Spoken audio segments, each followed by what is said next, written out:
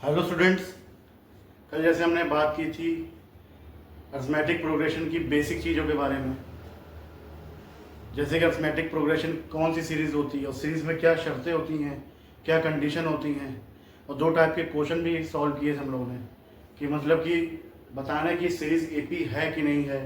ठीक है, अगर सीरीज़ एपी है तो फर्स्ट टर्म क्या होता है और कॉमन डिफरेंस क्या होता है, ये हमने सीखा था। ठीक है, आज हम लोग सीखेंगे general term of an AP कि एपी की जनरल टर्म कैसे होती है। अब जैसे एक एपी लिखते हैं 1,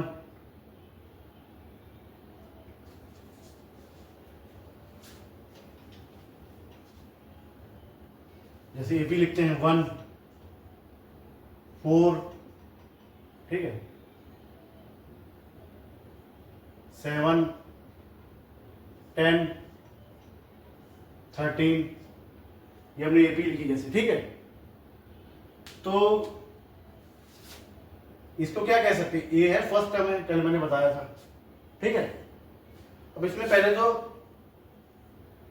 डी निकालते हैं क्या है। ए हमारा क्या है, 1 है। ठीक है, ए हमारा 1 है और डी मतलब कॉमन डिफरेंस। कल मैंने बताया था कॉमन डिफरेंस क्या होता है, जो हर पेयर के कंसेक्यूटिव, जो हर पेयर के, ठीक है, जो सक्सेसर या और प्रेडिसीजर जो होता है, ठीक है, हर पेयर के सक्सीडिंग और प्रेसीडिंग टर्म का डिफरेंस होता है कॉमन डिफरेंस। अब इस पेयर में 4 - 1 क्या होगा, 3 यार, बाकी हमें पता ये एपी है। ठीक है, अब इसको 1 को लिख सकते हैं 1। ठीक है, अब 4 में जरा ध्यान से देखिए, इसको लिख सकते हैं 1 + 3। 4 को क्या लिख सकते हैं हम लोग, 1 + 3 लिख सकते हैं। इसको लिख सकते हैं 1 + 2 × 3। 7 को लिख सकते हैं 1 + 2 × 3। देखो 3 × 2 = 6 + 1 7। 10 को लिख सकते हैं 1 + 3 × 3। 3 × 3 क्या होता है, 9 होता है। 9 + 1 10 होता है। अब इसको 13 को लिख सकते हैं 1 + 4 × 3। 4 3 का कितना होता है, 12 होता है, और 12 + 1 13 होता है। तो कुछ चीज हमें देखी, जैसे यहाँ पर a है यानी ये 1 है, ये 1 है, तो 1 क्या था हमारा, फर्स्ट टर्म था। फिर 1 है, 1 क्या a लिखेंगे, प्लस 3 क्या है हमारा, कॉमन डिफरेंस है, a + d। वैसे इसको जैसे 1 + 2 × 3 है, तो कॉमन चीज क्या आ रही है सब में, 1 और 3 सब में कॉमन आ रहे हैं, तो 1 की जगह a + 2 × d। अब 1 + 3 × 3 को लिखेंगे a + 3 × d। 1 + 4 × 3 को लिखेंगे a + 4 × d। तो ये जो है 1 4 7 10 13, इसको इस फॉर्म में लिखा, तो इस फॉर्म में लिख सकते हैं ना लोग। तो यही फॉर्म होती है हमारी general term of an AP. यही फॉर्म क्या होती है हमारी, general term of an AP.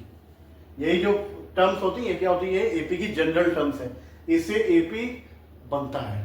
यानी जैसे ए और डी दिया है, पूरी एपी बनानी है, तो सीधा ये फॉर्मूला लगाते हैं जिसको कहते हैं general term of an AP.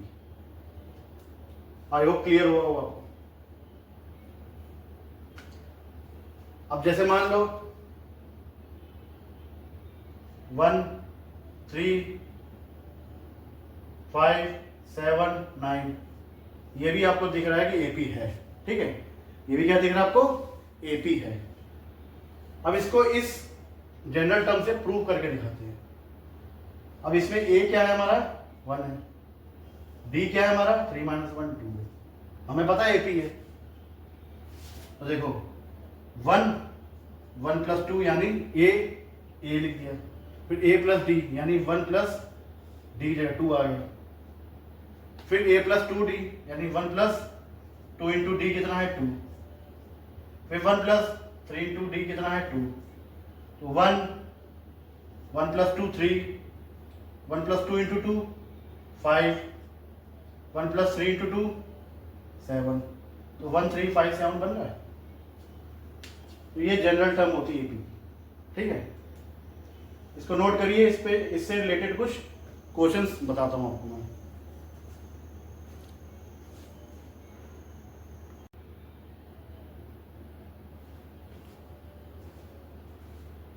तो अब कुछ क्वेश्चंस की बात करते हैं general term of an AP के। जैसे क्वेश्चन टाइप आता है,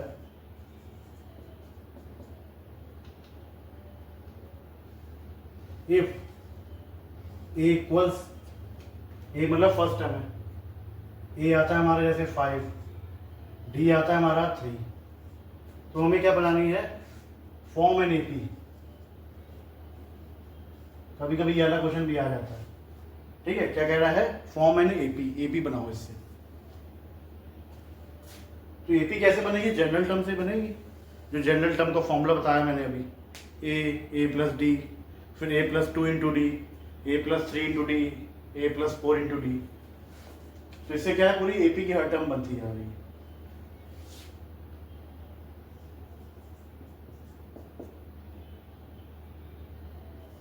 लिखेंगे अकॉर्डिंग टू जनरल टर्म,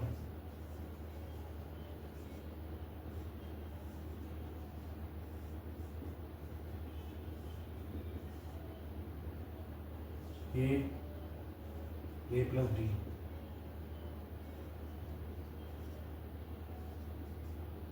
जैसे एपी बनाओ जैसे जिसमें 4 टर्म्स है,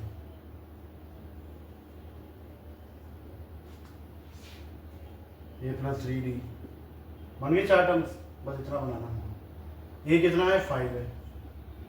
अब ए प्लस डी यानी 5 प्लस डी कितना दिया कॉमन डिफरेंस, 3। फिर ए 5 है, 5 प्लस 2 इंटू डी कितना है, 3। फिर ए क्या है, 5 प्लस 3 इंटू डी कितना है, 3। तो 5 आ गया, 8 आ गया, 11 हो गया, और 14 हो गया, ये भी हो गया।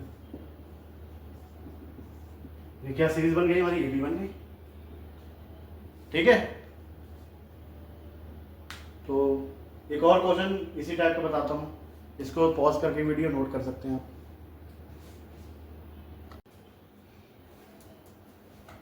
एक क्वेश्चन और आता है, पहले एक चीज बता दूं आपको, जैसे हम फर्स्ट टर्म को ए कहते हैं ना, फिर ए प्लस डी आ जाता है, फिर ए प्लस 2d आ जाता है, फिर ए प्लस 3d आ जाता है। तुम क्या कह सकते हैं, फर्स्ट टर्म को a1 को a कह सकते हैं। अब a प्लस डी मतलब a प्लस 1d, अब a प्लस 1d को कह सकते हैं a2, यानी जो नंबर यहाँ होगा d के साथ उसका एक पिछला नंबर होगा। जैसे a2 है तो d के साथ 1 मल्टीप्लाई होगा, तो a2 को a प्लस 1d कहते हैं। अब इसको और अच्छी तरह समझाऊंगा जब मैं पढ़ाऊंगा nth term of an AP. क्या पढ़ाऊंगा, जब nth term of an AP, ठीक है। अभी जो क्वेश्चन के हिसाब से मैं बता रहा हूँ आपको, अब a प्लस 2d है तो ये a3 हो, थर्ड टर्म होता है। वैसे a प्लस 3d है तो ये फोर्थ टर्म होता है। यानी एक साथ जो नंबर लगेगा बेस में, वो d का कोएफिशिएंट होगा, उससे एक नंबर माइनस करके। जैसे a2 को लिखा हमने a plus 2 minus 1 into D, लिखा कि नहीं लिखा।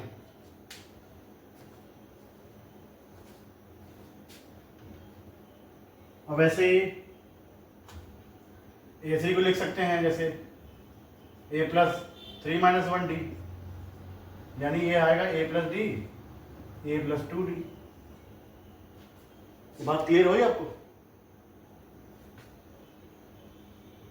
तो इसी बेस पे क्वेश्चन बताता हूँ।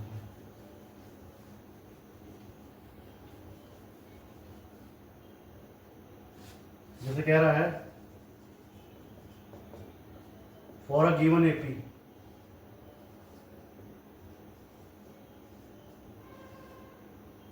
जैसे क्या कह रहा है, फॉर अ गिवन एपी 1, 5, 9, 13, ये एपी दिया गया है। कह रहा है इस एपी के लिए फाइंड 2 मोर टर्म्स, इस एपी के लिए क्या निकालने हमको, 2 टर्म्स और निकालने। तो एपी क्या है हमारा 1, 5, 9, 13। अब इसमें फर्स्ट टर्म क्या है हमारा 1 है, कॉमन डिफरेंस क्या होगा 5 - 1 कर लो 4 है। अब कितने टर्म्स दिए हैं 1 2 3 4 टर्म्स दिए हैं। कह रहा है 2 टर्म्स और निकाल लो, यानी 5th और 6th टर्म निकालना। A5 जैसे मैंने बताया यहाँ A5 है तो A + 5 - 1 D हो जाता है। क्लियर हुई बात। जैसे A5 दिया है, ये A + 5 - 1 D हो जाता है। तो A5 क्या हो जाएगा, A हमारा है 1 + 4 × D कितना है 4, 1 + 16। A5 आ गया हमारा 17 आ गया सॉरी। वैसे ही A6 निकाल लेते हैं।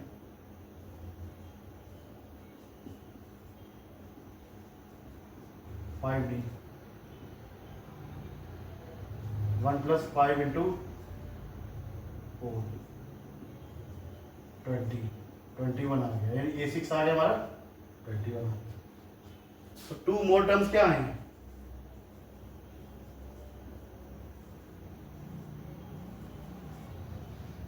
सेवनटीन एंड 20, यानी 5th टर्म 17 आई, 6th टर्म 21 आई। ठीक है, आई होप आपको ये समझ में आया वो concept general term of an AP का। अब जो ये जो बताया था general term A1 A + D A + 2D, इसका कॉन्सेप्ट और अच्छी तरह क्लियर होगा आपको जब मैं NS term of an AP पढ़ाऊंगा। वो अगला ही टॉपिक है। ठीक है, अगले वीडियो में उससे मैं बात करूंगा। अगली वीडियो में बात करूंगा NS term of an AP पे। ठीक है, तो ये कॉन्सेप्ट आई होगा क्लियर हुआ होगा। इसी से रिलेटेड अगला कॉन्सेप्ट है, तो इसको समझेंगे तभी अगला कॉन्सेप्ट आपको क्लियर होगा। तो आज के लिए वीडियो में बस इतना ही। तो फिर मेरा कहना है कि वीडियो को प्लीज़ लाइक, सब्सक्राइब, शेयर करें और कमेंट करना ना भूलें। Thank you.